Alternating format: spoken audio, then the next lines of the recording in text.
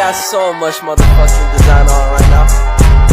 Break it down, bring it back, make it clap. I got 3 old thoughts, new block, where that thing. Bitches on my line, and you know they come strapped. Hold up, what it not, 45, scope it cash like whoa.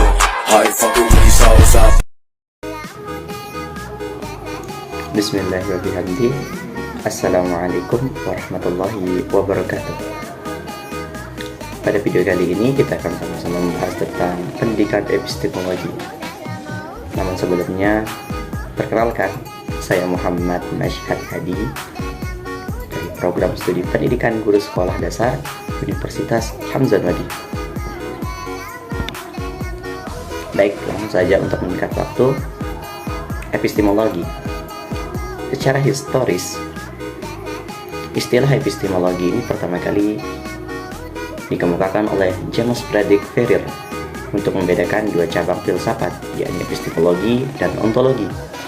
Sebagai subsistem filsafat, epistemologi ternyata menyimpan misteri, pemaknaan atau pengertian yang tidak mudah untuk dipahami, di mana pengertian epistemologi ini cukup menjadi perhatian para ahli.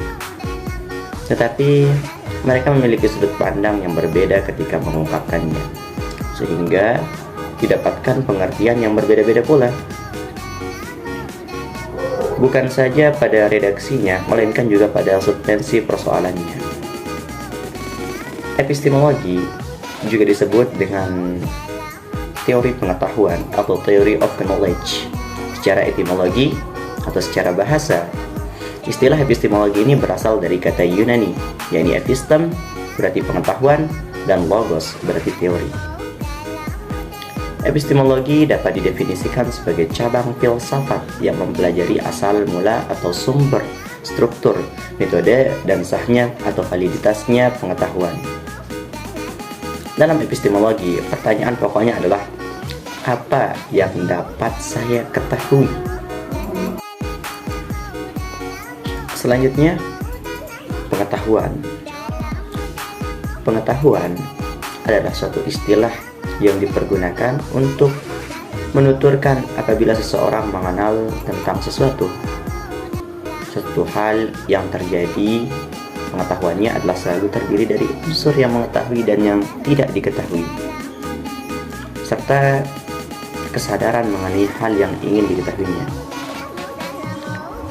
Dalam pengetahuan harus ada subjek atau kesadaran untuk mengetahui sesuatu, dan tentunya objek, yaitu sesuatu yang dihadapi sebagai hal yang ingin diketahui.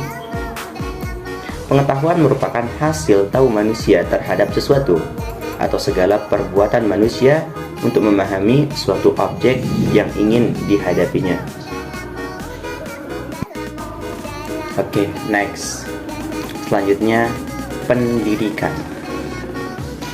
Dalam Kamus Besar Bahasa Indonesia atau yang sering disingkat KBBI, pendidikan berasal dari kata dasar didik atau mendidik, yaitu memelihara dan memberi latihan atau ajaran pemimpinan mengenai akhlak dan kecerdasan pikiran.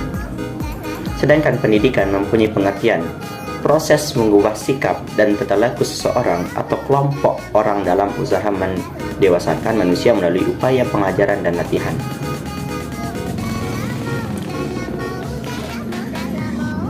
Menurut Ki Hajar Dewantara, pengertian pendidikan sebagai daya upaya untuk memajukan budi pekerti, pikiran, serta jasmani anak agar dapat memajukan kesempurnaan hidup, yaitu hidup dan menghidupkan anak yang selaras dengan alam dan masyarakatnya. Dari pengertian-pengertian dan analisis yang ada, maka bisa disimpulkan bahwa pendidikan adalah upaya untuk menuntun anak sejak lahir untuk mencapai kedewasaan jasmani dan rohani. Jadi, pendidikan epistemologi secara tata bahasa ataupun konsep pendidikan epistemologi disusun menurut kaidah subjek ataupun objek, di mana epistemologi sebagai objek dan pendidikan sebagai objeknya.